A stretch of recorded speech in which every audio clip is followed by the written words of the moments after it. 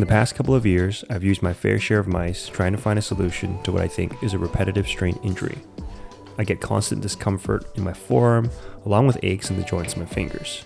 I'm no expert in this field, but I wanted to share what I've learned from trying all of these different mice. I quickly realized early on that there is a minimal difference between different brands of mice, but rather a large difference between the different form factors. When using a standard mouse, I tend to get more pain on the upper side of my forearm and the lower portion of my wrist, so I invested in the MX Master 3 and have been using it primarily for the last 2 years. I find it extremely comfortable and I like the way that it fit the palm of my hand perfectly.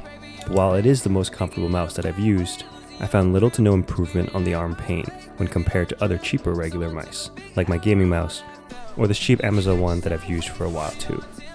This led me to believe it was the format of the mouse that I needed to change. The 3 most popular form factors for mice are standard, vertical, and trackball.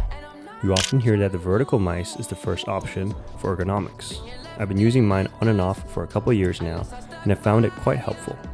My immediate reaction was that it felt much more natural and released the tension on the lower portion of my wrists. It takes a little time to get used to, but it's not too bad.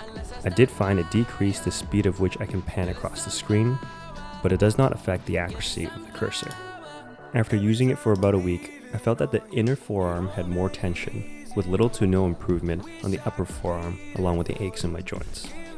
I believe the added tension is from the panning movement, which often includes contracting the inner forearm. This naturally led me to trying out the trackball mice. This one had a huge learning curve. It took me almost a week to get really efficient with using it. It slows down productivity the most, but takes away the need to move the arm when panning. If you're just doing regular browsing or typing most of the time, I think that's fine. But if you're doing any sort of video editing, 3D modeling, basically anything more computer intensive, I found it nearly impossible to use efficiently. Nevertheless, over time I felt less strain on the forearm and less pressure on the wrist, especially because this Logitech Trackball Mouse was a hybrid between vertical and trackball. Despite its benefits, this came at the expense of the thumb. Maybe I have a weaker thumb, but I found that the strain on it got so painful that I stopped using it and went back to my regular mouse. What I found works best is bouncing between the vertical and traditional mouse. This worked by spreading the workload to different parts of my arm, therefore reducing the overall strain on one point. I think bouncing between the trackball mouse would also be beneficial, but I found it reduced my productivity too much for me to use.